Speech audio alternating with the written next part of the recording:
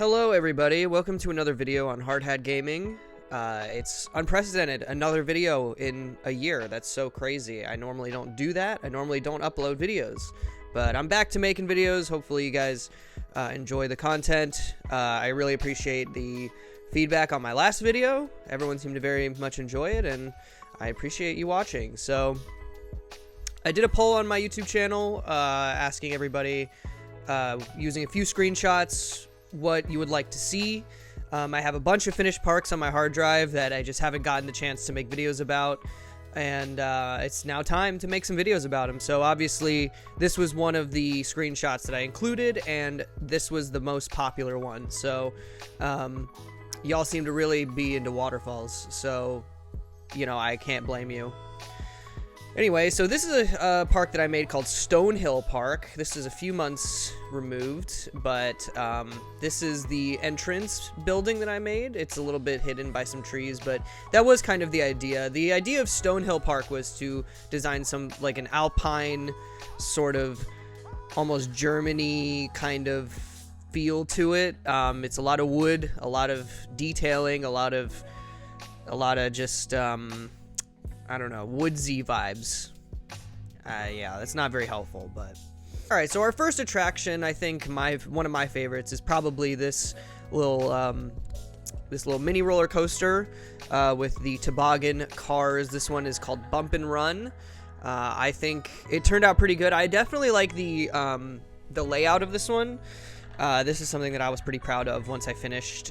It could probably use some custom supports, but in reality, it's just, I think it looks pretty good without them. But the main thing I'm pretty happy with was the station building. I think this turned out pretty good. I was able to kind of fit in the text on there, which is something I always try and do. I think it has good detailing. I think the roof looks appropriate. I think it all, and I think it fits in with the theme pretty well. So Bump and Run, that's the first one. And then we're going to move over to the other side of the entrance building. We've got a little Ferris wheel. I usually like to build Ferris wheels at the front of the park just because it makes like it's like a sight line that you can see from outside the park a lot of times, and so I try and make it look like part of a skyline, so to speak. So this is Wiley's wheel, you know, just standard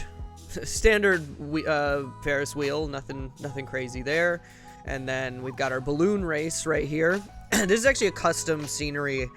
Or not custom scenery, a custom ride that comes with the Extreme 97 custom scenery pack. So this is just it's basically just a twist ride that's been re-textured and you know, with different assets on top of it. And there's a few different versions of this. There's like a swing ride as well, and it's just, I like the balloon race just because it's very, you know, it really catches your eye because it's just so bold and big. So that's why I have that there. I think it fits into this theme pretty well. And then we've got an inverter ship with sort of a circular queue going around it. And again, I really tried to squeeze as much as I could into the space without it being like without having stuff on top of each other. This is about the best I could do. And the one part I actually forgot was this. So this is Log Jammer. I had this little island here. I actually hadn't planned on doing anything with it, and then I decided, let me fill up the space by adding a coaster right here. And I did a little junior coaster, and then yeah, this park doesn't have a ton of like intense rides, to be honest, just because it's pretty small. But I feel like that is appropriate for this type of park. Is like typically you wouldn't have like a super giant roller coaster at a park this small. So that's that. If we keep moving up this way, this is where the rest of the park goes. Like so you come in through the front and then through the plaza up through this sort of diagonal, I don't really know what to call this area, but it goes up the hill and into this, obviously we just have a regular old merry-go-round up here just to liven it up a little bit. I usually like to put in a merry-go-round just because it makes it feel sort of Rollercoaster Tycoon-y, and it also provides the music, which kind of helps. I like playing with the music on, and it helps with the ambiance a little bit. So I usually like to put at least one of these in pretty much every single park. Then we get to our wooden roller coaster. This is probably, I think this is the most intense coaster I have in the park. Yeah, it's a 7, almost 8 intensity. So pretty high, but I think that's appropriate for a wooden roller coaster. I think this, and I think it's probably the most popular ride in the park, obviously. So I don't really have much of a frame of reference in terms of like different manufacturers and how wooden roller coasters are built, but I did try to just sort of focus on what I've seen other roller coaster tycoon people make, and stuff on Any Designs and the preloaded coaster designs that are in the game. I tried to sort of do something in that vein. And then we've got our other roller coaster. This was sort of meant to be the sort of focal point of this theme park. So if you like zoom out, you can really, I'd say the balloon ride and this really stand out, especially because it's bright orange and it has the orange detailing around it. It's supposed to be sort of the focal point of this theme park.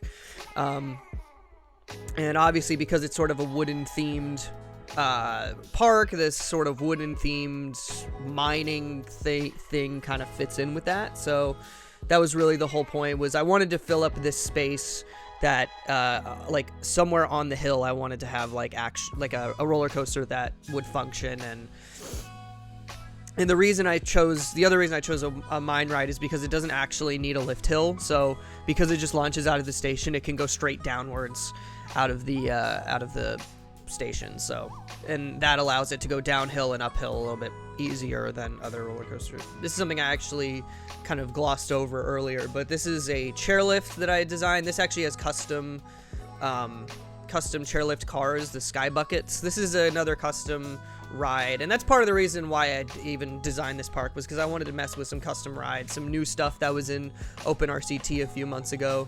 Like this Alpine coaster is new, and these sky bucket cars are something that I had just downloaded and wanted to kind of see what that was like. So that's that. And so this goes up the hill and down through the station of the Alpine coaster, and then it ends at this station platform right here, and then that basically gives access to the top of the hill. I think there's only one more ride left, but that would be this what's it called, a mine train, mini mine train, wild mine. That's it. the one that can also be mouse themed, but this is the mine theme of it. And again, that's just sort of fitting into the sort of alpine mountainous theme. I think mining kind of goes hand in hand with that. And nothing really that crazy. This is called Redwood Runner, because trees, redwood, forest, alpine, mountain, wood, mining. I don't think any of that made sense, but we're moving on. And then this building I'm actually pretty happy with. I kind of like this facade that I designed. This is just another food and drink area. I think there's like iced tea, there's an info kiosk in there, fried chicken, and this is just another food and drink and restroom area just for guests to have. And I kind of like that it has some diagonals going on with it, and it is sort of hidden behind this coaster. It's hidden behind this info area. This is sort of like the main plaza of the top area, and then this info building as well is in that plaza. So if we go through the scenery, that's literally just an info kiosk. I didn't realize I actually built two right next to each other, but that's okay. There's multiple places to buy umbrellas for $20, so that's pretty cool. I'm calling this sort of a main street area at the front of the park. This is sort of we're going to call this a food and drink food court of sorts. It's got obviously food and bathrooms. I do sometimes have trouble figuring out what to call restaurants and what to call different areas, because you can only fit so much onto those little signs. So I try and be as succinct as I can be on those, just to make it look appropriate. And then we also have a sub sandwich stall over here. This is just like a restaurant, so to speak. And that's Sean's Subs. And I named it because it starts with an S, and Subs also starts with an S, and that's really as much thought as I put into it. And then the last building we'll go ahead and touch on is this is more of a food court type area, where I think there's a couple of different stalls in here. There's like cookies, donuts, coffee, hot chocolate. It's sort of a chiller sort of vibe to it, and then obviously obviously restroom and info kiosk over there. Yeah, I think that's pretty much it for this park. I hope you guys enjoyed this video, and if you did, make sure to subscribe, and I'll be coming out with more stuff here soon. So stay tuned and have a good day, and I'll see you guys next time. Bye.